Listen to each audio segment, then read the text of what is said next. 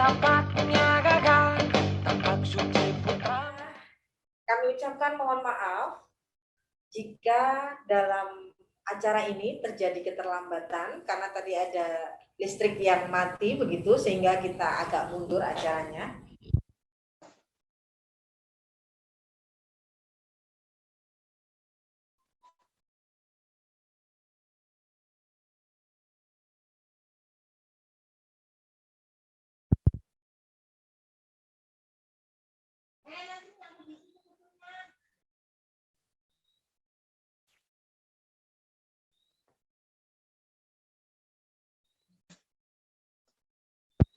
Putra Muhammadiyah, Dewan Perwakilan Daerah mewakili Provinsi Daerah Istimewa Yogyakarta. Bagaimana kabarnya Pak Afnan? Assalamualaikum warahmatullahi wabarakatuh. Waalaikumsalam. Selamat malam, alhamdulillah baik Mbak Ida. Ya, ini sedang reses kita itu. Oh, alhamdulillah. Ya, penjaringan aspirasi ke daerah. Jadi kita sangat bersyukur Bapak Ketua Umum berada di Kota Jogja ya, sehingga dapat memenuhi acara pada malam hari ini. Mungkin kita langsung saja Pak Afnan. Suaranya putus-putus, Tapak suci. tidak bisa terdengar. Persepsi sebetulnya tapak itu apakah telapak atau bagaimana Bapak? Kalau yang saya tahu ya dari pelatih-pelatih dulu zaman saya masih belajar tapak suci itu, tapak itu artinya bekas. Ya. Tapak itu bekas, suci itu ya bekas. Akan harapannya dengan latihan pencak silat ini akan meninggalkan bekas-bekas yang suci. Masya Allah, luar itu biasa. Tapak suci, jadi bukan tapak telapak itu bukan, tapi tapak suci walaupun logonya telapak gitu ya. Kan kalau di kita banyak simbol-simbol di dalamnya ya. Nah, simbolnya telapak karena untuk menggambarkan kata tapak itu kan pakai simbol telapak gitu ya. Maka tapi maknanya itu tapak itu bekas, suci itu ya ya suci ya. Jadi barang siapa yang berlatih pencak silat tapak suci maka akan meninggalkan bekas-bekas kesucian. Oke, terima kasih Pak Afnan untuk penjelasannya. Mungkin dari teman-teman semuanya bisa difahami ya bahwa seorang anggota atau kader tapak suci ketika sudah berlatih tapak suci diharapkan meninggalkan bekas-bekas kesucian, jadi tidak menjadi sumber masalah bagi orang lain ya begitu. Mungkin bisa sedikit kami simpulkan bahwa dari lambang tapak suci ini harapannya bisa bertekad bulat mengagungkan asma Allah Subhanahu wa Ta'ala kekal dan abadi dengan keberanian menyerbakan keharuman dengan sempurna, dengan kesucian menunaikan rukun Islam dan rukun iman. Itu arti lambang tapak suci ya Pak Afnan Itu ya? kalau di Indonesia, di negara lain begitu. Tapi kalau di Jerman itu bermasalah karena dulu Yahudi itu bukan Yahudi. Jadi Nazi Jerman itu lambangnya ya tangan diginikan. Jadi kalau kita hormat kan mirip. Oh, gitu. Jadi memang di tiap-tiap daerah bisa bermakna lain. Oh iya. Jadi itu ya Pak ya, arti lambang secara nasional ya. Betul ya, secara nasional. Mungkin kita tahu bahwa tapak suci itu dulu di dalam sejarahnya itu berdiri merupakan gabungan dari beberapa perguruan ya Pak. Mungkin bisa sedikit diceritakan? Ya, dulu itu memang sumber ilmunya satu, yaitu Banjaran, ya, pencak silat Banjaran. Nah, waktu itu Kiai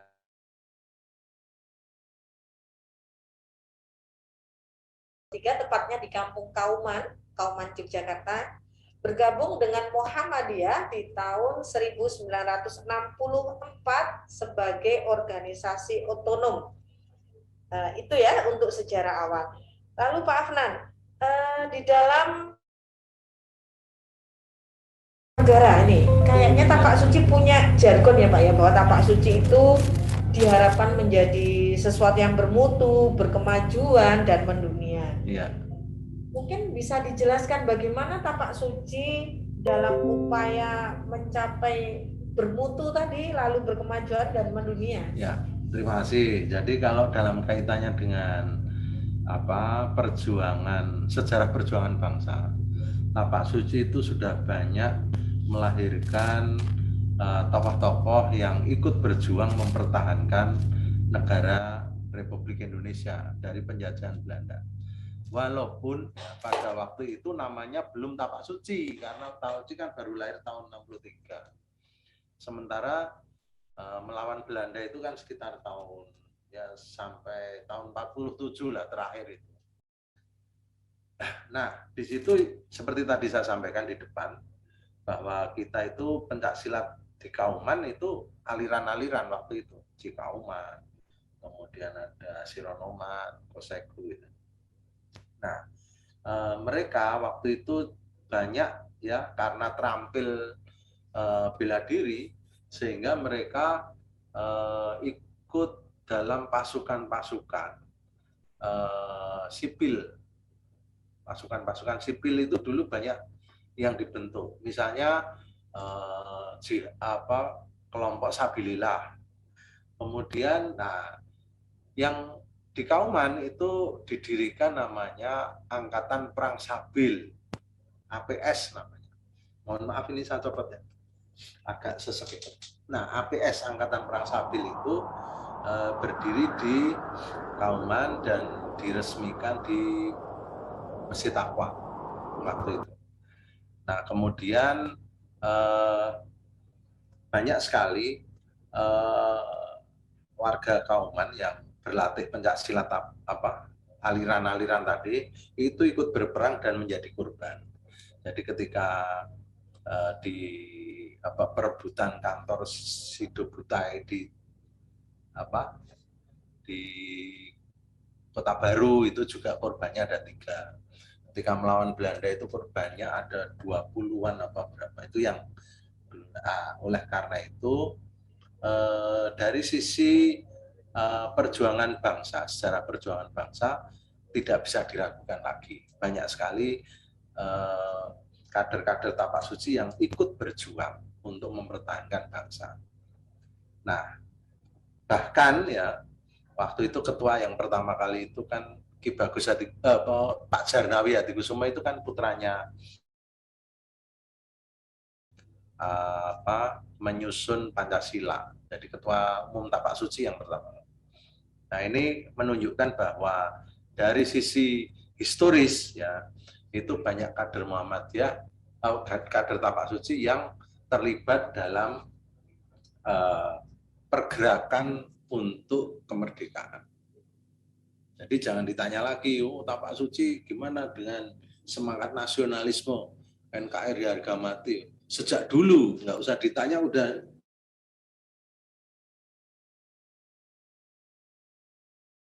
ini. Maka Tapak Suci tidak kemudian memegang senjata lagi gitu ya. Kalau memegang senjata tajam itu untuk latihan. Tapi sekarang beda. Sekarang Tapak Suci arahnya untuk ikut memperjuangkan bangsa Indonesia melalui kompetisi. Jadi kompetisi-kompetisi itu asal kader Tapak Suci itu bisa memperjuangkan ya, nama baik Republik Indonesia, yaitulah berjuang namanya. Caranya bagaimana? Caranya dengan banyak berlatih, tekun gitu ya. Kemudian harus sabar. Kemudian ya mencari ilmu itu tidak boleh berhenti. Itu kuncinya. Maka program pimpinan pusat Tapak Suci ya, yang periode saya itu untuk mengantisipasi sebagaimana disampaikan Mbak Ida tadi bahwa bermutu, kemudian berkemajuan, mendunia, itu ya program kita adalah supaya bisa bermutu, ilmunya harus ditambah. Beberapa kali kita mengadakan pertemuan, nah tapi karena ini ada COVID, maka yang fisik itu sudah 4 kali. Kemudian yang Zoom meeting itu juga 2 kali. Nah, kemudian itu keilmuan. Kemudian untuk menguji keilmuannya itu kita mengadakan kompetisi melalui pertandingan ya. Kejurnas maupun dewasa itu. Yang seni juga ada di UMS. Kemudian kejuaraan dunia itu di Solo. Dan waktu itu beberapa kejuaraan itu kita juga melakukan pelatihan pelatih. Untuk apa? Untuk meningkatkan mutu tadi. Nah, berkemajuan bagaimana? Berkemajuan itu dengan program itu adalah melakukan revitalisasi penyusunan kurikulum. Itu sudah dilakukan 3 kali oleh majelis guru. Ya. Jadi kurikulumnya seperti apa, kemudian jurus-jurus yang ditampilkan itu seperti apa, ini akan didalami. Ini fungsinya apa toh? Gerakan seperti ini fungsinya apa? Kemudian dilihat efektivitasnya. Kalau lintasan seperti ini lebih efektif mana? Muter apa langsung ke depan gitu. Itu majelis guru itu yang. Nah, ini berkemajuan. Termasuk peningkatan kemampuan IT itu berkemajuan. Kalau yang lain-lain mungkin nggak peduli dengan IT, kita peduli. Ada pelatihannya kemarin 4 kali. Kemudian mendunia. Mendunia ini kita juga siar ke dunia, ke seluruh dunia.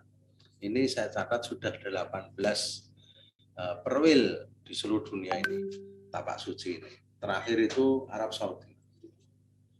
Terakhir Arab Saudi. Sebelum kita lanjutkan ke menunya, kita lihat dulu yang satu ini ya. Ada tayangan yang bisa kita lihat.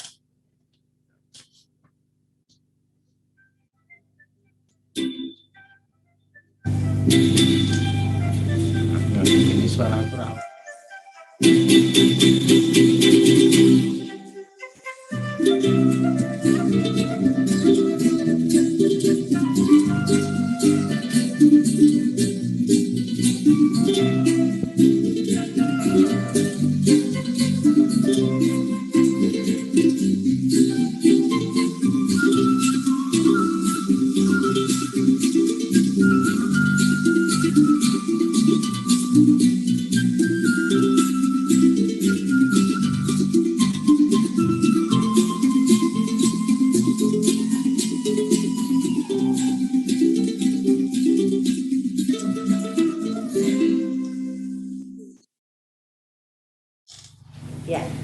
Kita kembali lagi dengan Bapak Haji Afnan Hadikusumo selaku Ketua Umum Pimpinan Pusat Tapak Suci. Untuk para peserta yang berada di Zoom meeting maupun di YouTube, mungkin bisa mengajukan pertanyaan dengan cara raise hand atau menuliskan di dalam chat. Silahkan, mungkin akan menanyakan sesuatu yang ingin diketahui.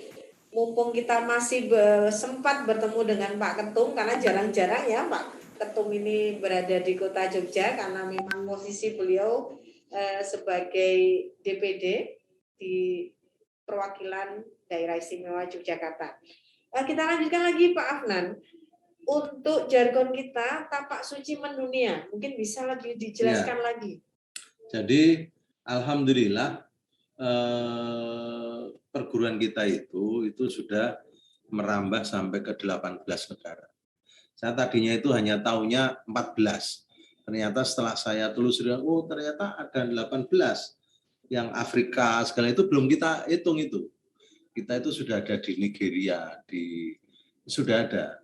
Yang membawa itu ya para pasukan perdamaian itu. Itu tapak suci. Nah, yang terakhir memang di Arab Saudi. Arab Saudi setelah Libanon itu. Libanon buka. Kemudian Arab Saudi, kedudukannya di Riyadh, Arab Saudi itu beberapa waktu yang lalu menghubungi dan malah kita beri nama untuk Dewan Pembina mereka. Ya, kebetulan dia alumni SD Muhammadiyah Ngupasan Jogja, kemudian di SMA Muhammadiyah 1 juga dia pernah sekolahnya dulu. Kemudian di UGM, kemudian kerjanya di Islamic Development Bank. Dia direkturnya, maka ya kita minta kepada beliau untuk menjadi dewan pembina lah di sana. Mudah-mudahan berjalan dengan baik.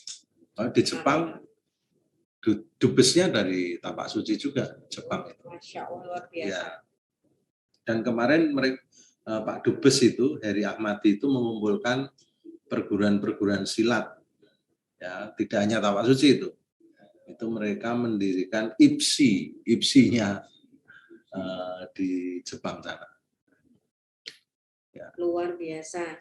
Mungkin yang sudah ada di perwil-perwil itu sudah tercatat secara resmi di pimpinan pusat Tapak Suci belum? Sudah, kita sudah punya daftarnya dan sudah ada SK-nya ya. Jadi alhamdulillah kita sudah punya daftarnya itu. Dan ya memang kelemahan kita itu belum sempat silaturahmi ke keliling lah. Walaupun saya sebenarnya punya cita-cita itu keliling dengan biaya sendiri itu untuk bersilaturahmi dengan mereka.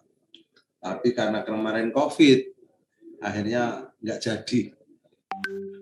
Saya ke Inggris nggak sempat ketemu. Jadi di Inggris belum ada sih. Jadi waktu saya ke Inggris, jadi 4 bulan yang lalu, Oktober itu saya ke Inggris. Cuman saya tanya-tanya di situ nggak ada Tapak Suci. Ke Dubes segala itu nggak ada Tapak Suci ya sudah. Tapi kalau saya ke Jerman misalnya ya ditugaskan ke sana itu ya akan saya cari. Saya ke Ceko, kemudian itu tahun 2016 itu ke Ceko, sempat mampir ke Dresden Jerman. Nah itu WA-an sama Mas Joko, kebetulan Mas Joko nggak bisa, jadi nggak bisa ketemu. Besok kalau pas saya umroh kalau ke Riyadh, saya silaturahmi dengan teman-teman perwil sana lah. Amin, amin. Ya, Semoga terrealisasi ya, ya. Pak ya. Teman-teman semuanya, mungkin dari yang disampaikan Pak Ketum tadi, ada beberapa pertanyaan. Ini dari Mas Jailani. Izin Pak Ketum, terkait masih ada atraksi-atraksi atas nama Tapak Suci yang belum jelas manfaatnya bagi siswa atau kader. Mungkin bisa dijelaskan lagi nih atraksi yang tidak bermanfaat gimana? Tidak bermanfaat itu misalnya seperti jadilan atau bagaimana ya? Mungkin bisa dijelaskan lagi atau atraksi dengan menggunakan api atau bagaimana? Atau atraksinya merobek-robek kertas gitu. Nggak ada manfaatnya. Mungkin bisa dijelaskan Pak. Mungkin ya, kalau sekarang tenaga dalam gitu ya? Tenaga dalam atau hanya mengejar konten ini Pak? Jadi gini, kalau atraksi di konten itu kan sering, itu kan sebenarnya settingan. Jadi misalnya mecah balok, 102 gitu bisa. Itu kan bisa dibikin. Atau membengkokkan besi yang keras sekali bisa dibengkokkan. Itu kan sebenarnya bisa dibuat. Tapi begini ya, yang pengalaman saya ini, itu mungkin arahnya ke itu tadi, misalnya pakai jin dan sebagainya itu. Tapi pengalaman saya gini, kalau kita rutin latihan, banyak berdoa, banyak zikir segala itu, kekuatan itu akan membentuk sendiri. Dan itu akan keluar ketika kita itu kepepet dalam posisi yang kepepet gitu. Itu akan keluar. Nah, nggak bisa direkayasa memang. Tapi itu akan keluar. Tapi ya tadi kita banyak latihan, kemudian kita banyak berpikir, itu keluar. Mungkin penguatan alat penyasar gitu ya Pak ya? Iya. Mungkin yang dimasukkan atraksi yang tidak berguna, kalau pandangan saya mungkin dari Pimda atau Pimwil mungkin bisa istilahnya lebih memperhatikan kader-kadernya supaya tidak melakukan hal-hal seperti itu. Bagaimana Pak? Kalau untuk pertunjuk, jadi begini loh, saya nggak tahu ya yang dimaksud dengan tidak berguna itu. Kalau misalnya seperti orang sulap gitu, ya kan ada pertunjukan seperti orang sulap, misalnya saya pegang kertas, tiba-tiba gitu kertasnya kebakar. Itu kan sebenarnya sulap, nggak pakai kekuatan supranatural, misalnya nggak ada. Itu yo kalau itu nggak boleh, sulap itu nggak boleh itu. Cuman memang harus dijelaskan di awal bahwa ini adalah tanpa melibatkan apa, harus dijelaskan ketika atraksi itu, sehingga masyarakat itu tadi berkemajuan. Kalau selama ini kan banyak paranormal, banyak dukun yang memakai ilmu sulap untuk mensugesti orang lain.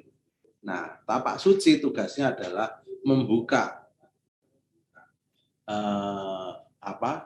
kepalsuan itu supaya dukun-dukun dan seterusnya itu tidak mudah menipu orang. Ini ada penjelasan dari Pak Jailani ya. Masih memakai kepala, patahkan kayu dengan kepala, tidak menggunakan kaki tangan yang ada. Jadi itu Pak yang dimaksud Pak. Variatif sih. Kalau yang jelas begini, kebijakan dari PPTS itu yang begitu-begitu ditinggalkan. Tetapi ya kita nggak tahu ya perkembangan di daerah-daerah, kan kita tidak bisa memaksa karena misalnya di Banten gitu ya, yang mungkin ilmu kayak gitu masih banyak gitu. Kemudian ada yang mengeluarkan atraksi seperti itu kan, itu nggak bisa kita paksa. Kalau mau menghilangkan, hilangkan aja. Nah, yang bisa kita lakukan adalah memberi pengertian bahwa ilmu-ilmu kanuragan semacam itu mendekati syirik. Nasirka ladul munadim. Syirik itu adalah dosa yang besar. Itu aja. Oke, Pak Jailani, itu tadi jawaban dari Pak Ketum. Nanti mungkin kalau ada yang belum terjawab, nanti bisa chat atau japri gitu, ya. Oke. Tapi kalau gini ya, memecah balok, memecah bata dengan kepala misalnya, itu sangat dimungkinkan tidak diisi jin, bisa dengan latihan. Dengan latihan dilatih ya? Berkali ya. Dilatih alat penyasarnya gitu. Kemudian kalau berkali-kali itu dia akan kebal sendiri. Cuman ya itu kan perlu latihan. Makanya saya tadi bilang kalau kita itu rajin latihan, kemudian juga zikir kita itu tidak lepas dengan zikir, itu pengaruhnya gede lah. Gede itu besar ya Pak ya? Besar ya. Oke. Saya sudah ngalami soalnya. Sudah ngalami itu. Ya. Ada pertanyaan selanjutnya dari Nasrullah, dari Mas Nasrullah. Assalamualaikum. Waalaikumsalam. Hanya saran mungkin Pak Ketua, sebaiknya ada program untuk menyeragamkan nama dan gerakan-gerakan yang ada di Tapak Suci Putra Muhammadiyah. Contoh, mana yang benar, sikap mawar atau sikap tapak suci? Ini ada pertanyaan lagi Pak. Ya. Kalau Mbak Ida pakai sikap mawar apa sikap tapak suci? Kalau kami di Jogja itu masih familiar dengan sikap mawar. Sikap mawar, ya. Jadi yang kita gunakan kan sikap mawar. Saya nggak tahu itu munculnya dari mana sikap tapak suci itu. Karena ya Pak, baru-baru ini ya Pak ya sikap tapak suci, dan itu menjadi kebingungan di beberapa daerah juga ya. Mungkin teman-teman tapak suci semua 8 ya, ada 8 dan itu dikembangkan, nanti ada kelompok jurus, ada jurus dan sebagainya, yang nanti juga yang terbaru ini ada rangkaian jurus ya Pak ya. Tahu nggak kenapa pakai istilah sikap mawar? Ini gimana ini? Nggak tahu nggak Mbak Ida? Supaya menunjukkan kelembutan ya Pak ya? Atau Enggak. ada jawaban lain Pak? Jadi sikap mawar itu ketika kita setelah hormat itu, ya toh? Kemudian kan sikap mawar. Ini tangan kita itu bentuknya itu mawar. Ini. Bukan mengepal gitu. Kalau mengepal itu sikap kata. Itu biasanya. Jadi dulu saya dilatihnya begitu. Kenapa sikapnya begini? Kalau tiba-tiba ada serangan langsung ditangkis dengan sikap mawar. Sikap mawar kan lebih ketangkisan gitu ya. Kemudian belitan mawar. Nah ini jadi sikap mawar itu karena bentuk anunya itu mawar, bentuk tangan kita. Tapi kalau hormat naga ya Pak ya? Kalau hormat naga. Naga. Tapi nggak ada sikap naga, nggak Iya. ada. Hormat ya hormat itu aja. Itu sikap awal Itu- mungkin Pak. Itu yang saya serap ketika saya dulu dilatih. Nah, kalau ada sikap baru, istilahnya tadi sikap Tapak suci. Pak Suci, enggak, saya belum pernah dengar dan kayaknya belum pernah di SK itu. Ini kayaknya setelah ini akan terjadi ya. Kalau mau diseragamkan, itu nanti kita sampaikan ke majelis guru. Karena dia kan yang ngurus ilmu-ilmu mereka. Ya, nggak apa-apa. Itu kan bagian dari masukan kepada kita, toh, pengurus pimpinan pusat. Oke, gitu. Ya, mungkin itu penjelasannya. Jadi silahkan kalau kita melatih masih menggunakan sikap mawar ya. Oke. Selanjutnya ada pertanyaan dari Pak Yuli Haryono. Minta izin Pak Ketum untuk bertanya. Oke. Jadi Ketua Umum Tapak Suci itu sangatlah tidak mudah. Betul itu Mas ya. Apa visi misinya setelah terpilih menjadi Ketua Umum Tapak Suci? Monggo, Wah, Pak. ini yang susah. Jadi visi misi itu kan sebelum terpilih gitu ya. Karena visi itu kan ngimpi. Jadi ibaratnya begini loh. Saya itu mimpi pengen lihat yang indah-indah. Nah, kemana? Oh, ke Parangtritis. Maka misinya adalah, impiannya adalah pengen melihat pemandangan yang indah. Misinya adalah pengen ke Parangtritis. Nah, itu harus ada program. Programnya apa? Programnya adalah menyiapkan berbagai macam sarana prasarana untuk menuju ke Parangtritis. Kemudian ada kegiatan. Jadi breakdown-nya begitu. Visi, misi, program, kegiatan, kemudian strategi pencapaian. Supaya bisa mencapai itu bagaimana? Oh, berarti kita harus datang ke persewaan mobil. Itu kalau nggak punya mobil. Kalau punya mobil, oh ya berarti harus menyiapkan mobilnya. Kalau nggak punya, oh pakai motor. Atau pakai sepeda, atau pakai jalan kaki juga boleh gitu ya. Nah, tapi itu sebelum. Saya itu kan nggak bermimpi untuk jadi ketua umum Tapak Suci, saya itu bukan calon. Ya kebetulan saja gitu. Kamar, saya itu pulang waktu itu. Ditelepon jam 3 pagi itu. Oh, Mas, ini terpilih suara terbanyak gitu. Loh kok bisa? Saya nggak di situ ya. Ya tapi sudah terpilih ya. Ya sudahlah, bismillah. Nah, intinya begini.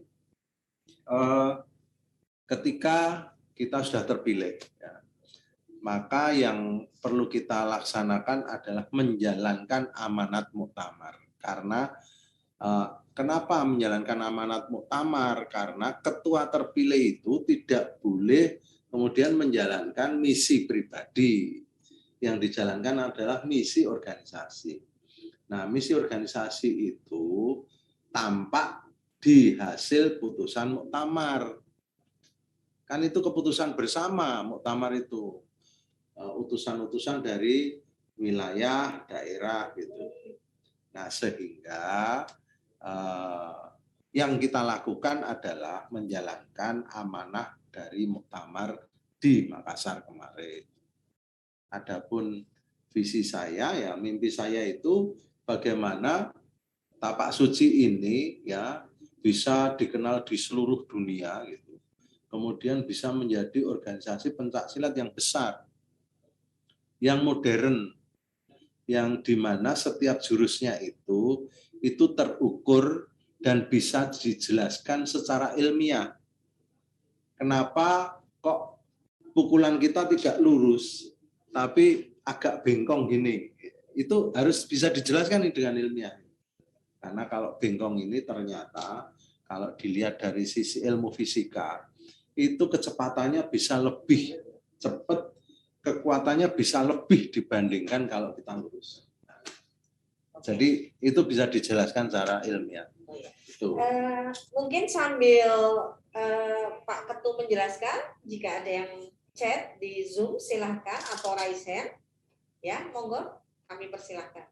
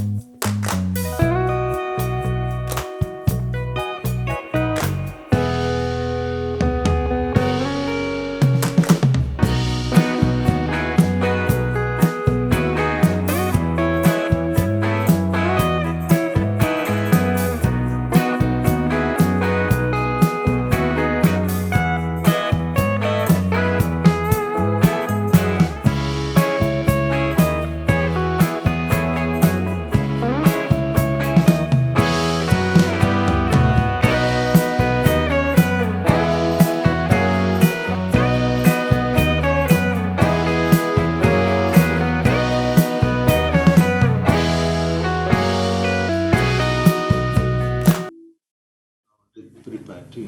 Sotar.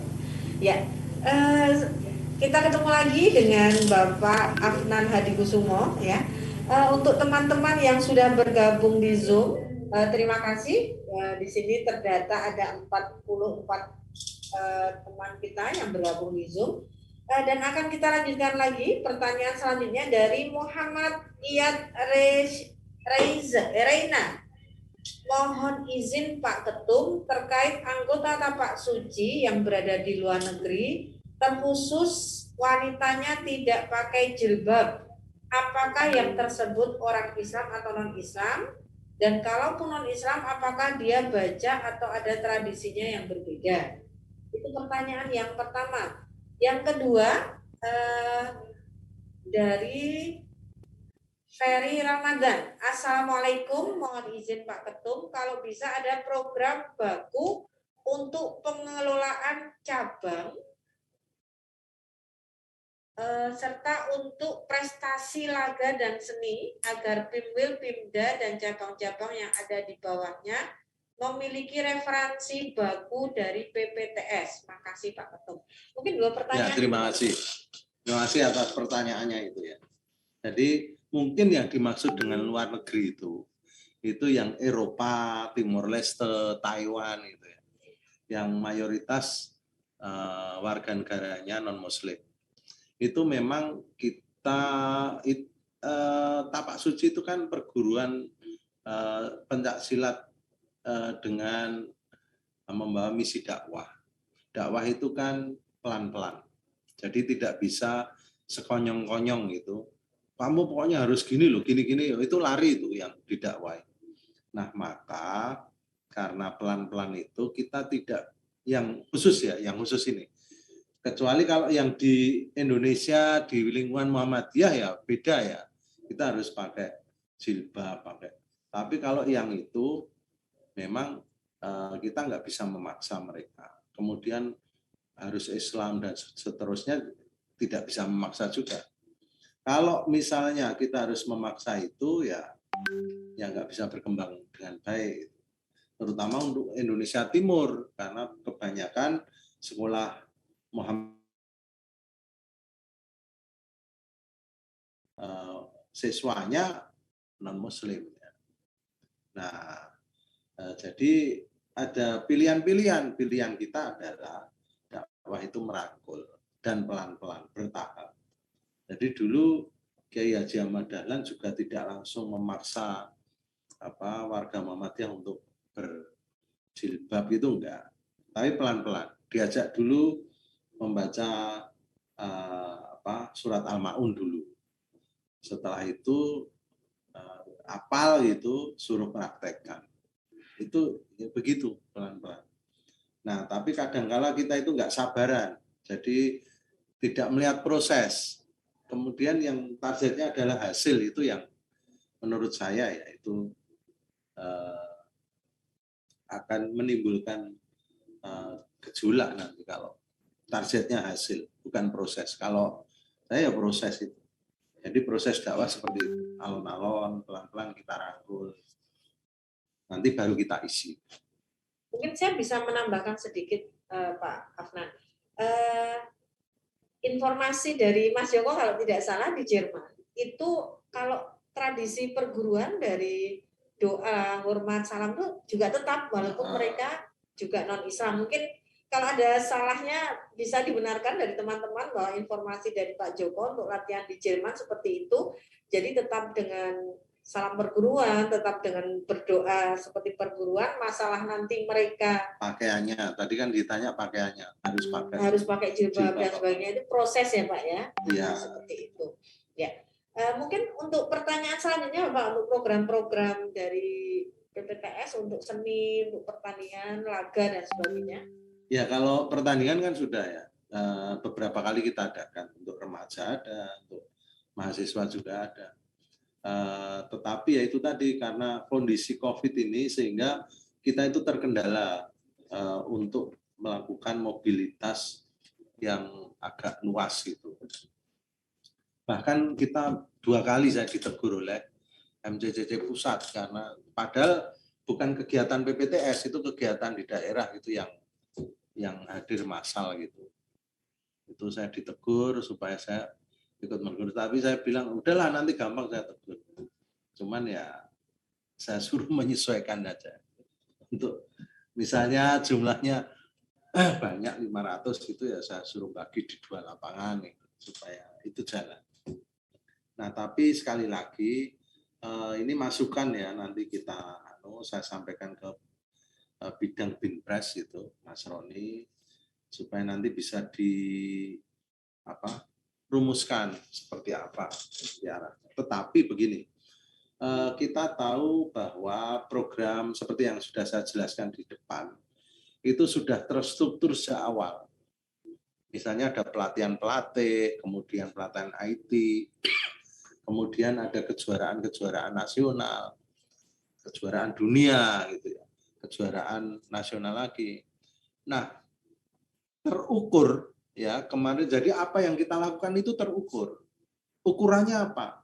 Ukurannya adalah ketika di periode kita itu jumlah atlet kita yang ikut PON itu banyak sekali, mewakili daerah-daerah. Yang kedua, perolehan medali di PON itu dari tapak suci juga banyak. Ini ukurannya. Ukurannya kan di sana. Kalau ukurannya nilai kan sulit untuk karena relatif ya kalau. Tapi kalau ukurannya itu perolehan medali, kemudian yang ikut PON itu terukur jumlahnya. Ini yang periode kita. Kemudian yang kedua, untuk kepengurusan. Nah, kita juga terukur. Terukurnya begini, dari sisi politik organisasi, itu ketika di Munas IPSI gitu. Munas IPSI itu alhamdulillah yang periode kita sekarang ini ada 10 orang tapak suci yang aktif di PB IPSI itu. Yang lebih banyak dibanding yang sebelum-sebelumnya lah. Nah, ini yang menurut saya bisa diukur, bisa dihitung. Gitu. Nah, itu tadi menjawab Mas siapa tadi yang tanya itu yaitu nanti menjadi masukan untuk program di pembinaan dan bidang pembinaan prestasi. Mas. Mungkin Pak Ketum, saya ada sedikit usulan ya. Yeah. Misalnya kalau dulu kan sebelum masa pandemi kita ada namanya job training ya. Jadi ada penyamaan jurus dan sebagainya. Tapi karena masa pandemi ini mungkin tidak kita adakan job training tapi secara online. Nanti sifatnya setoran. Setoran itu begini. Misalnya kita sekarang sosialisasi jurus harimau. Ini kan yang terbaru, mungkin ada banyak di daerah-daerah yang belum hafal ya. Nanti pesertanya kita wajibkan setoran dengan cara mengirim video misalnya. Dari situ nanti kan bisa dinilai, oh ini kebenaran gerakannya sudah betul dan dia menyandang legalitas untuk mengajarkan ke daerahnya. Misalnya begitu, gimana Pak itu Pak? Ya nggak apa-apa, nanti kita sampaikan ke ini bidangnya ya. Seharusnya itu memang bidangnya untuk pembinaan prestasi itu. Gitu ya, mungkin dari teman-teman semua ada wacana dulu. Kita lanjutkan untuk pertanyaan berikutnya. Izin bertanya Pak Ketum, dari Pak Nasrullah atau Mas Nasrullah ini, apakah kegiatan Kosiga yang dilakukan Kanda Joko Suseno adalah bagian program TS Pusat? Izin bertanya lagi Pak Ketua, apakah kegiatan Kosiga adalah kalau ini saya bisa menjawab Pak. Ini Mbak Ida aja yang jawab. Kebetulan saya juga termasuk dalam anggota Kosiga ya. Jadi begini, Mas Joko itu kan ingin keilmuan tapak suci itu tidak mandek, tidak berhenti, tidak stagnan. Jadi yang kita pelajari itu memang dari jurus-jurus dasar dan kebetulan anggotanya dari 5 negara. Dan memang syaratnya agak ketat karena lewat Zoom dan sebenarnya tidak ada wajib setoran ya, beda dengan tribangsa. Nah, intinya kita ada penyamaan jurus ya, dan kita berusaha mempertahankan keilmuan yang ada di tapak suci. Di situ kita komunikasi, kita sharing keilmuan, termasuk yang kita bahas tadi Pak, bagaimana sikap mawar kok sekarang ada sikap tapak suci segala. Nah, itu kita bahas di situ. Jadi itu bukan Pak ya, bukan programnya PPTS ya. Jadi kita hanya sekelompok orang yang peduli dengan keilmuan di tapak suci. Kita juga bersilaturahmi, bahkan kemarin ketika UKT kita yang selama ini latihan secara online bisa bertemu secara offline seperti itu. Jadi jangan berpikir itu itu sempalan di tapak suci atau programnya PPTS, tidak. Kalaupun mau ikut bisa nanti japri saya ya, dengan catatan harus konsisten latihan setiap bulan sekali via Zoom dengan on cam, jadi tidak boleh off cam. Ketika 2 kali latihan tidak hadir, itu langsung dicoret, dikeluarkan dari grup. Jadi memang kita biasakan disiplin ya, seperti itu. Ya, mungkin itu penjelasan tentang Kosiga. Nanti kalau ada teman-teman yang mungkin anggota grup, apa jawaban saya kurang jelas atau kurang dipahami bisa ditambahkan. Ya, demikian. Mungkin itu ada konsumsinya sekarang nggak? Konsumsinya online Pak. Online. Tapi kemarin kita UKT itu sempat bertemu dan tukar-tukar oleh-oleh gitu juga. Ya. Jadi insya Allah banyak manfaatnya Pak. Ya, kita bisa tahu perkembangan tapak suci di berbagai daerah dan negara ya. Oke, kita lanjutkan pertanyaan selanjutnya dari Mas Sugi. Assalamualaikum, mohon maaf Pak Ketum, mau tanya terkait seragam yang masih ada pakai rok dan bagi wanita tidak berjilbab hitam. Dan logo tapak suci yang ada berdasarkan merah dan biru. Juga ada yang pakai sabuk putih bagi siswa. Gimana ini Pak? Mohon tanggapannya. Itu jadi gini, itu kan campur aduk pertanyaannya. Jadi kalau kaitannya dengan itu baju tapak suci yang rok itu sepanjang itu dipakai untuk pertunjukan, nah, monggo. Jadi hanya pertunjukan aja. Tapi kalau sudah di acara resmi tapak suci, ya harus memakai sebagaimana diatur di ADART. Bahkan latihan tapak suci ya begitu, pakai celana merah-merah, pakai baju merah-merah. Kecuali di Mesir ya Pak ya? Nah, itu memang bagaimana? tradisi sana. Kita kalau sudah tradisi kan sulit. Ada orang bicara tentang tradisi wayang saja di sini sudah diajar habis-habisan. Kita melawan tradisi di Mesir ya bisa nggak laku. Ya. Nah, tapi kalau itu di Indonesia itu mengikuti aturan yang ada di Indonesia. Nah, kemudian sabuk, misalnya. Sabuk itu kan selama itu dipakai untuk pertunjukan, artinya tidak pakai baju merah-merah, kemudian hanya pakai hitam-hitam dalam konteks sandiwara atau satu pertunjukan yang tematik itu nggak apa-apa. Tapi kalau sudah resmi ya, dia di acara resmi latihan atau upacara resmi tapak suci, kok dia pakai sabuk putih, nah itu harus diganti dengan sabuk yang sesuai ya. Karena kita tidak mengenal sabuk putih. Kalau yang perguruan lain silahkan itu ada, cuman kita nggak ada. Atau kemudian logo, ya. Itu logo dulu juga rame, ada yang biru, ada yang merah.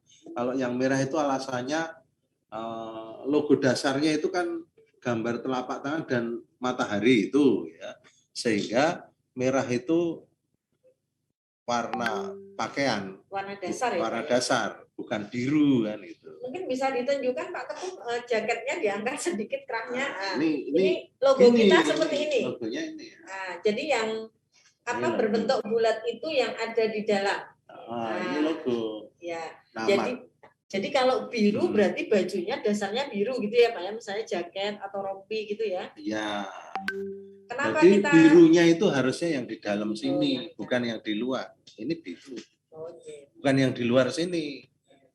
Gitu. Mohon ini menjadi perhatian semuanya, apalagi para pembuat seragam, ya. Ini juga. Nah, ini anggota yang ini. Jadi lambang kita itu yang berbentuk bulat yang di dalam, di situ ada sinar 12, ya. Jadi kalau ada dasar merah dan biru itu karena seragam kita merah, kita pakai merah. Kalau dasar baju kita biru, kita bisa pakai biru seperti itu. Dulu kalau nggak salah itu kan pakai biru karena ada yang pakai jaket biru, kemudian pesen logo ini biru gitu loh, ditempelin gitu sehingga. Oh, begitu sejarahnya. Kenapa kok selama ini ada warna biru dan merah? Jadi silahkan karena ini sudah ada penjelasan dari Bapak Ketum. Pimda, Pimwil ini sebagai fungsi kontrol. Nah, ini logo tapak suci ya, yang ada di tayangan kita itu ada bentuk seragam ya. Dan seragam itu logonya. logo kita tapak suci seperti ini. Nah, mungkin teman-teman semuanya bisa memperhatikan, dan kalau kita lihat sejarah dulu baju kita itu bentuknya masih pendek ya Pak, 3/4 ya. Jadi sekarang dulu tapi ya, sekarang sudah setumet ya, setumet, dan bajunya juga di bawah pantat, menutupi pantat. Nah, ini kalau kita banyak berdebat apakah seragam tapak suci itu syariah atau tidak, kita itu sudah mempertimbangkan unsur keselamatan juga ya Pak ya. Keselamatan, dan kita juga tidak meninggalkan majelis tarjih, dan majelis tarjih juga mengatakan bahwa seragam tapak suci sudah syar'i seperti itu ya. Kita lanjutkan. Kalau untuk pertunjukan monggo, karena pertunjukan itu pakai jarik, pakai itu bisa, sudah pakai baju tapak suci merah ada, silakan. Tapi kalau resmi, upacara resmi kan nggak ada orang pakai baju tapak suci pakai jarik, itu kan nggak ada. Resmi loh ya. Resmi itu aturannya ada RT. Ya.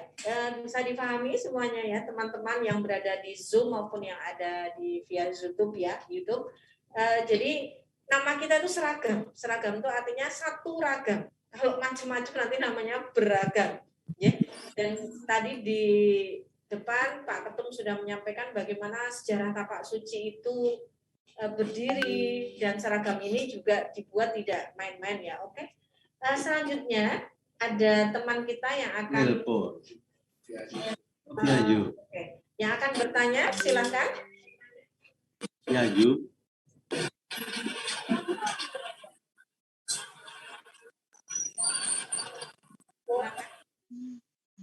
Masih apa? Sebutkan namanya. Dulu namanya. Assalamualaikum warahmatullahi wabarakatuh. Waalaikumsalam warahmatullahi wabarakatuh. Nama saya Ferry. Ini dari Solo, Kartosuro. Mungkin lebih keras sedikit. Volumenya dibesarin. Ya, kami dari Kartosuro ya, Solo. Oh, dari Solo Pak, dari Solo. Solo, Kartosuro. Ya, Kartosuro. Pak Wiwoho. Ya, Pak Wiwoho. Ya, Pak Ketum, kita ini ada pertanyaan dari saya dua pertanyaan. Yang pertama terkait tentang senjata kita tapak suci. Kan itu disebutkan kosegu ya. Jadi saya ini masih kader, pengen belajar sebenarnya cara memainkan kosegu. Jadi selama ini saya lihat kosegu itu hanya sebagai simbolis ketika ada event dan lain sebagainya. Hanya sebagai simbolis begitu. Ada nggak cara memainkan kosegu ini, trik memainkannya seperti halnya golok, toya dan lain sebagainya? Nah, itu yang pertama. Pertanyaan saya yang kedua mungkin sekaligus usul ya. Kita di bawah ini di Pimda di cabang itu dari berbagai pelatih itu berbeda-beda dalam mempraktekkan jurus tapak suci, jurus rangkaian maksud saya. Jadi seperti kata, naga dan lain sebagainya. Dalam hal ini terjadi perbedaan. Nah, pertanyaan saya, mungkin saya yang kurang latihan atau apa, ada enggak buku bisa yang menjadi panduan persamaan ketika mungkin ada perubahan dari jurus kata umpamanya dari yang lama dulu hingga sekarang ada pembaharuan, mungkin sesarannya kemana-kemana, adakah buku yang bisa kami pelajari yang terbaru seperti itu? Jadi semuanya dari cabang, Pimda, Pimwil mungkin dapat panduan yang sama. Nah, seperti itu. Mungkin itu yang kami tanyakan, dua hal itu. Terima kasih. Assalamualaikum. Jadi terima kasih. Jadi gini Mas, untuk latihan senjata itu dibutuhkan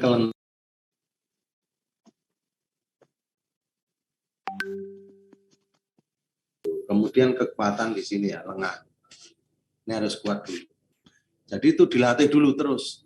Kemudian kaki, kuda-kuda, itu dilatih terus. Untuk jurusnya, penggunaan segu itu, namanya segu ya, serbaguna. Nah itu setahu saya, ya, sampean apal jurus kata enggak? Kalau apal jurus kata, genggaman itu tinggal diisi senjata saja. Jadi kalau kata itu tadinya genggamannya begini, kosong ini, ya ini tinggal diisi segu aja. Udah jadi jurus segu. Sudah jadi jurus segu. Jadi jurus kata itu, kalau dia, nah itu tinggal diisi segu, sudah jadi jurus segu. Yang spesifik segu itu ada, cuman saya agak lupa. Tapi kalau ingin mempelajari itu tinggal jurus kata itu tambahi segu, itu sudah jadi jurus segu. Mungkin di Solo ada Mas Ivo ya, Mas Ivo Pak, mungkin beliau juga juri seni, ini bisa menggerakkan Segu. Di Ya. Jogja juga ada Mas Solahuddin Zuhri, Mas Ibnu, mungkin Pak Toro, Pak Yuli juga banyak teman-teman yang menguasai Segu. Nanti Masnya bisa kalau yang disampaikan Pak Ketum tadi, kalau sudah berlatih pergelangan tangan dilatih juga, nanti bisa belajar dengan Pak Wisnu dengan Mas Ivo. Ini rekomendasi ya, Mas Ivo. Semoga juga mendengarkan apa yang saya sampaikan. Lalu yang kedua Pak, itu tadi. Kenapa pelatih-pelatih atau kader-kader itu menggerakkan jurus berbeda-beda? Nah, ini mungkin usulan saya tadi bisa di follow up ini, Pak. Jadi karena begini, program kita di tahun ini ya untuk pelatihan pelatih itu kan belum jalan untuk untuk menyeragamkan jurus-jurus yang sudah ada gitu ya. Nah kalau tidak ada COVID, sebenarnya sudah ada beberapa kali pertemuan untuk pelatihan pelatih. Tapi karena ada COVID, ini ambiar semua. Yang pelatihan pelatih kemarin itu baru IT, ya, untuk pelatihan IT, dan yang kedua pelatihan untuk wasit juri. Nah, untuk yang pelatihan pelatih jurus ini, rencananya kan waktu itu tahun 2020. Nah, 2020 ada COVID ini udah bisa. Mungkin sedikit saran Mas, di Solo itu sebetulnya kan banyak gudangnya pelatih ya, ada Mas Indro Catur, ada Mas Roni, bahkan Mbak Tuti ya, Mbak Tuti dari Jakarta sudah hijrah ke Solo. Mungkin ada sedikit solusi seperti seperti Kosiga saya menyebut tadi, mungkin bisa membuat komunitas latihan via Zoom sebulan sekali untuk penyamaan jurus tadi. Itu mungkin bisa seperti itu solusinya untuk saat ini. Kalau buku materi, video, jurus-jurus itu ada ya Pak? Ada, cuman memang kalau yang baru itu belum disahkan. Kalau yang lama itu ada di sekretariat gitu. Cuman kita hanya melayani yang butuh. Yang kedua, kalau video segala itu kita khawatir nanti disosialisasikan di YouTube. Di YouTube itu nggak bisa. Itu nggak bisa ya. Itu kan keilmuan. Keilmuan itu nggak bisa di-share-share gitu. Jadi kita juga harus menjaga keilmuan kita karena nanti itu akan ditiru oleh orang-orang yang memang kerjaannya mendirikan perguruan baru gitu. Dan itu sudah ada ya Pak? Sudah banyak. Persis jurusnya itu. Karena satu ada yang meniru, yang kedua memang alumni Tapak Suci yang mendirikan perguruan itu. Seperti itu ya Mas ya jawabannya. Nanti mungkin bisa menghubungi teman-teman yang ada di Solo. Di Solo banyak sekali teman-teman untuk sumber keilmuan ya. Terima kasih sudah konsisten berlatih. Semoga ke depan keilmuannya juga bertambah. Amin. Selanjutnya ada pertanyaan dari Mas Ferry. Assalamualaikum Pak Ketum. Waalaikumsalam. Maaf mau bertanya sekaligus usul. Melihat dari beberapa kasus yang terjadi, jurus rangkaian tapak suci beberapa kali ada perubahan. Kami sebagai pelatih kadang bingung dari beberapa pimda atau cabang berbeda-beda. Mungkin PP bisa memberikan panduan terbaru yang dibukukan sehingga kita satu suara. Artinya tidak ada perbedaan satu dan yang lainnya antar pelatih, pimda atau cabang. Maaf jika ada kesalahan, ini hampir sama Pak. Ya, hampir sama. Jadi untuk keilmuan itu sudah diadakan 3 kali pertemuan Dewan Guru di Jogja. Mbak Ida mungkin panitia juga. Nah, 3 kali itu kemarin sudah divideokan, cuman memang belum kita tanfis, belum kita putuskan. Kenapa? Karena waktu itu ketika mau memutuskan itu ketua majelis guru kemudian meninggal dunia. Yang akhirnya ini ganti ketua majelis gurunya. Yang tadinya Pak Ismail Nafianto diganti Pak Isbullah Rahman Pendekar Besar. Nah, ini beliau juga baru merangkum ulang ini yang kemarin itu. Sehingga sampai sekarang belum disahkan karena itu problematikanya. Tapi nanti kalau sudah, ya itu insya Allah akan kita sosialisasikan dan kita seragamkan. Kalau sudah diputuskan kan harus disosialisasikan. Nah itu harus disosialisasikan dan latihannya seragam nanti. Itu harapannya ya Mas ya, Mas Ferry, penjelasan dari Pak Ketum. Ini ada pertanyaan panjang sekali dari sini kurang terbaca. Mungkin bisa dibesarkan lagi. Mohon maaf jika nanti ada pertanyaan yang tidak sempat kami jawab ya. Mungkin Pak Ketum bisa. Saya juga nggak begitu cetok. Bisa dibesarkan lagi Mas. Operator. Ya, salam. Assalamualaikum. Ya. Aduh. Ini karena panjang sekali jadi kurang terbaca nih. Tentang nilai-nilai cita-cita dan amal usaha tapak suci. Dahulu. Aduh, mohon maaf ini tulisannya kurang terbaca. Mungkin bisa dibesarkan lagi Mas Operator. Mohon maaf ini terlalu kecil jadi tidak begitu nampak. Untuk teman-teman semuanya yang ada di Zoom meeting maupun di YouTube, sekali lagi kami ucapkan terima kasih sudah bergabung dalam acara ini. Akan coba kami bacakan kembali. Assalamualaikum. Turun sedikit Mas. Ya. Semoga sehat selalu, amin. Pak Ketum, Mbak Ida, serta para orang tua, guru, pendekar, dan senior-senior tapak suci. Ini dari Mas Syahdan ya. Ya. Tentang nilai-nilai ciri khas, cita-cita, dan amal usaha tapak suci. Posisi istirahat dalam keadaan berdiri yaitu ngapurancang atau posisi tangan menggenggam sabuk ala karate, taekwondo, ala bela diri lain. Bagaimana cara menanggapi perihal ini? Mungkin sederhana, tapi inilah salah satu ciri khas tapak suci. Masalah sikap Pak. Sikap ngapurancang. Sikap duduk apa sikap berdiri? Oh ya. Ngapurancang. Jadi memang kalau yang pegang sabuk itu dulu yang tapak suci zaman dulu memang menurut informasi yang saya dengar itu pegang sabuk. Sikap Gini, sikap pegang sabuk di pinggir gini loh. Gini, bukan gini. Pegang sabuk gini, tapi ada juga yang sikap ngapurancang ada. Nah, dulu penjelasannya kenapa gini.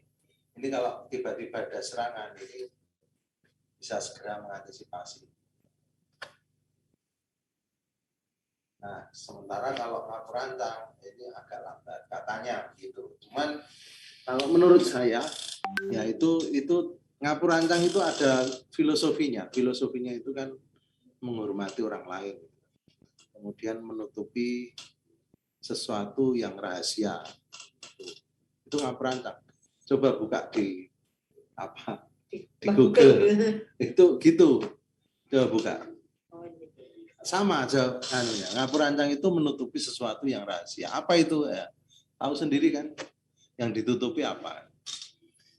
Jadi setiap orang itu harus bisa menutupi hal yang dirahasiakan.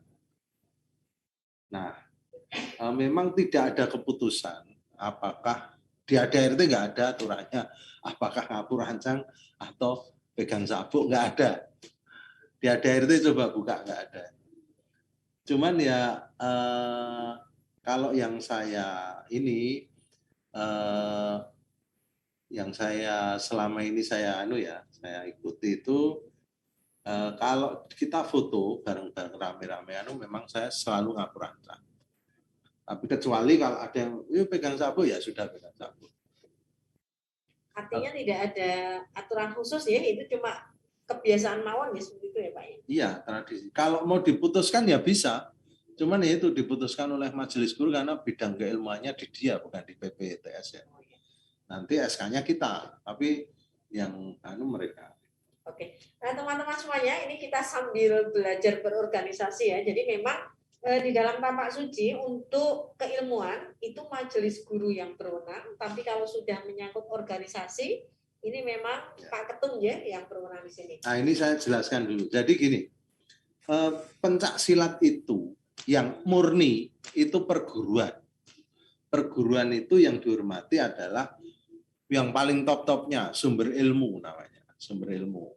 Kemudian guru-guru itu yang dihormati. Maka kemudian kalau latihan itu ada kakak pertama, kakak kedua, kakak ketiga itu di pencak silat gitu. Maksudnya yang satu angkatan itu kakak pertama, nanti angkatan di bawahnya kakak kedua dan seterusnya. Nah, maka yang dihormati adalah sumber ilmu dan para guru ini.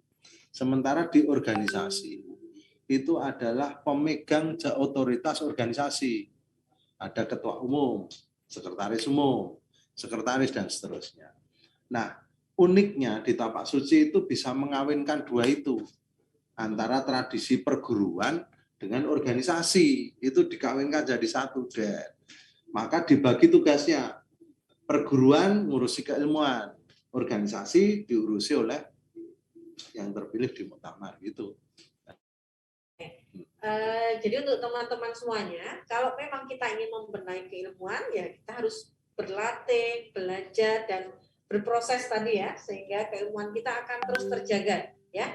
Dan bagi para yang suka upload ya di YouTube, hati-hati ya, karena ini hak privacy, hak prerogatif kita perguruan tapak suci yang kita susun dengan bersusah payah. Jangan sampai kita upload sehingga banyak ditiru oleh orang-orang yang tidak bertanggung jawab seperti itu ya. Teman-teman semuanya mungkin ada pertanyaan lagi yang disampaikan di chat. Ya, izin Pak Ketum, ini dari Pak Jailani.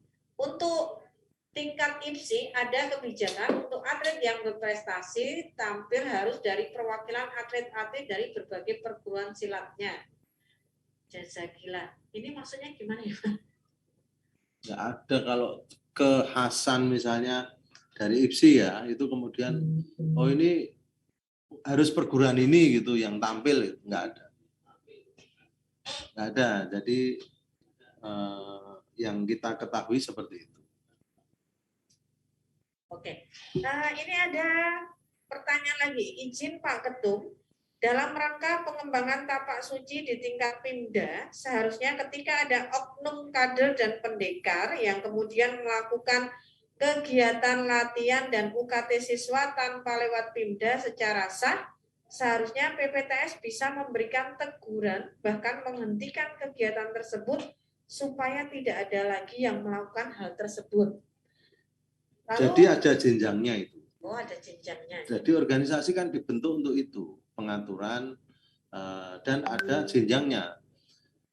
Kita itu kalau kemudian harus menegur ke tingkat Pimda itu Pimbil gimana? Harusnya Pimbil. Jadi jenjangnya begitu. Kalau itu pelanggarannya ada di Pimda, Pimbil negur Pimda. Kalau misalnya pelanggarannya ada di Pimbil. Seperti itu ya, tadi saya sampaikan bahwa kita di sini juga belajar berorganisasi. Okay. Oke, demikian ya. Jadi kalau ada pelanggaran di tingkat cabang yang menegur Pimda, pelanggaran di tingkat Pimda yang menegur Pimbil, kalau di tingkat Pimbil yang menegur PPTS. Jangan semuanya di PPTS. PPTS juga bisa ditegur oleh PP Muhammadiyah. Oh iya, PPTS ditegur PP Muhammadiyah. Kalau semuanya di PPTS nanti Pak Ketum cepat tua gitu ya Pak ya. Nanti program kita nggak jalan, cuma ngurusi yang kecil-kecil itu di tingkat cabang. Iya. Karena target kita mendunia ya Pak ya. Mendunia, masa kembali Jadi, lagi. harapannya yang di tingkat cabang atau di tingkat Pimda itu juga diselesaikan di daerah masing-masing. Ya. Kalau semuanya di bawah naik, waduh, bahasa Jawanya komomeken gitu ya Pak ya. Pusing nanti. Ya, Selanjutnya izin bertanya Pak Ketum, untuk ortum tapak suci itu kejelasan di setiap kampus bagaimana ya Pak? Karena mayoritas di kampus tapak suci ini namanya hanya sebagai UKM. UKM dengan ortum tes itu secara administrasi kan berbeda Pak. Dan kalau masuknya ke UKM berarti masih menjadi unit bukan cabang. Mohon penjelasannya. Ya, kalau saya pernah mendirikan ya tapak suci cabang UGM dulu. Saya ikut mendirikan waktu itu rame-rame lah dengan Widi Arif, kemudian si Jack itu yang dari Malang. Zakaria ya. Zakaria. Sekretaris Iya. inisiatif. Ada Widi Arif, ada anak Komar itu. Oh, Mas Komar. Ya, yang psikologi dulu. Itu mendirikan itu. Itu cabang tapak suci cabang UGM waktu itu namanya gitu. Nah, istilahnya cabang bukan UKM. Kenapa? Karena kalau kita UKM di sana nggak diakui oleh UGM itu. Kalau UKM berarti dibiayai oleh sana. Nah, itu tidak diakui. Sehingga kita ya sudah kalau tidak diakui di kampus oleh pihak kampus kita cabang UGM gitu. Nah, untuk perguruan tinggi Muhammadiyah karena mereka dibiayai oleh kampus gitu, maka dia masuk sesuai dengan struktur organisasi di perguruan tinggi, masuk unit UKM, unit kegiatan. Kalau enggak, nomenklaturnya seperti itu. Kalau kita namanya cabang, di nomenklaturnya penganggaran perguruan tinggi Muhammadiyah nggak ada cabang, itu nggak ada. Adanya adalah unit kegiatan. Misalnya unit kegiatan pencaksilat, unit kegiatan karate, unit kegiatan hoki. Itu di sana itu nomenklatur anunya unit kegiatan, nggak ada cabang. Kalau itu berganti cabang malah nggak dibiayai, nggak ada nomenklaturnya kok. Itu ada risiko-risikonya. Kalau di perguruan tinggi negeri bisa berbeda. Mereka terserah mau mengistilahkan unit atau itu terserah. Kalau negeri loh, karena tidak dibiayai oleh perguruan tinggi. Oke. Itu penjelasannya ya Mas ya, kenapa di perguruan tinggi kita tidak menggunakan cabang, karena ini hubungannya nomenklatur anggaran. Oke. Selanjutnya ada pertanyaan. Assalamualaikum, izin Pak Ketum, ini dari Rudi Yuliantoro. Pak Rudi, kalau jurus baru belum disahkan tetapi sudah dipakai untuk kejuaraan nasional, ini dalam waktu dekat ini ada di UNY, Universitas Muhammadiyah Yogyakarta, itu ada juga kejuaraan online Pak, itu jurus tapak suci. Kalau belum disahkan, kenapa sudah dilombakan untuk tingkat nasional ini gimana? Memangnya ada lomba nasional yang jurusnya itu? Ada Pak. Jurusnya baru? Jurusnya baru? Iya, yang naga, yang jurus baru. Yang ada tambahan. Dari mana dia tahu kalau itu jurus baru? Oh, gimana ini Pak Rudi? Dari mana dia tahu? Wong itu belum disahkan kok sudah dilatihkan. Kan itu ada prosesnya. Jadi ini disahkan, gitu kan? Setelah itu disosialisasikan melalui pelatihan untuk pelatih.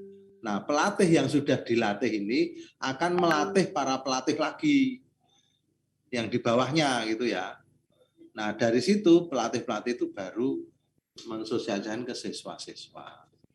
Nah, ini belum disahkan, ya toh? Kan belum ada pelatihannya. Kan gitu kan? Mbak Ida. Ini belum disahkan, kan berarti belum ada TOT, pelatihan untuk pelatihnya. Iya kan? Nah, bagaimana dia bisa melatih kalau ini belum disahkan kemudian dilatih, kan belum ada. Mungkin banyak terjadi pertanyaan-pertanyaan di beberapa daerah ya, karena memang jurus kita itu mengalami beberapa perubahan. Contohnya kata, kalau tidak salah ada 3 kali perubahan Pak itu. Nah, tetapi untuk teman-teman semua, ya, insya Allah dengan adanya program ini, nanti kita akan ke depan kita akan melihat perkembangan dari program BPTS khususnya dalam rangka penyamaan jurus dasar tadi. Yang harus kita tahu bahwa ada 8 jurus di tapak suci yang harus kita pahami. Sekali lagi kami ucapkan terima kasih kepada teman-teman yang sudah bergabung di Zoom meeting maupun di YouTube, dan pertanyaan-pertanyaan yang sudah diajukan semoga nanti bisa menjadi masukan untuk perkembangan tapak suci ke depan. Kepada Pak Ketua Umum mungkin ada closing yang akan disampaikan kepada para peserta. Monggo silakan. Ya, terima kasih. Jadi closing statement saya adalah bahwa melihat beberapa program yang sudah kita jalankan, yang terakhir ini pembangunan Padepokan ini yang agak menyita waktu nanti, karena besar nanti dan implikasinya nanti besar, karena kalau pelatihan nanti di situ, kalau perlu besok UKT itu di situ kalau sudah jadi. Nah, maka kesimpulan saya adalah manjada wajada itu benar ya. Barang siapa yang bersungguh-sungguh, barang siapa, jada bersungguh-sungguh, wajada, jadi akan terwujud, wajada itu terwujud, akan benar-benar kesampaian. Maka pesan saya kepada seluruh kader dan anggota tapak suci, ketika kita berkecimpung di tapak suci itu, maka kita ya harus bersungguh-sungguh untuk mencapai kejayaan tapak suci. Bukan untuk saya, bukan untuk kamu, bukan, tapi untuk kita semua. Untuk kita semua. Ini penting karena agar kita nantinya sukses ke depannya. Saya kira itu dari saya. Yang kedua yaitu harus banyak berdoa, kemudian kondisi seperti ini, kemudian juga berkarya. Terima kasih. Assalamualaikum warahmatullahi wabarakatuh. Waalaikumsalam warahmatullahi wabarakatuh. Sebelum saya akhiri, saya ucapkan sekali lagi terima kasih kepada teman-teman semuanya, dan mungkin dari teman-teman yang bukan dari tapak suci, misalnya dari Pemuda Muhammadiyah, dari Aisyah ataupun Muhammadiyah, semoga bisa menambah wawasan dan pengetahuan tentang tapak suci. Dan mohon maaf jika ada pertanyaan-pertanyaan yang belum sempat kami jawab atau kami bacakan. Semoga dengan acara ini ke depan ada follow up lagi ya Pak ya. Insya Allah. Jadi narasumber kita tidak hanya Pak Ya, Afnan, nanti berbeda ya. Nanti berbeda dengan tema yang berbeda, dengan satu harapan bahwa nanti apapun program kegiatan kita ke depan akan terwujud semuanya dan tapak suci akan semakin mendunia. Amin. Saya selaku pembawa acara, Saidah Bara, mohon maaf jika ada kesalahan dalam membawakan acara ini. Kita akhiri semuanya dengan iman dan akhlak. Saya menjadi kuat, tanpa iman dan akhlak saya menjadi lemah. Assalamualaikum warahmatullahi wabarakatuh. Waalaikumsalam.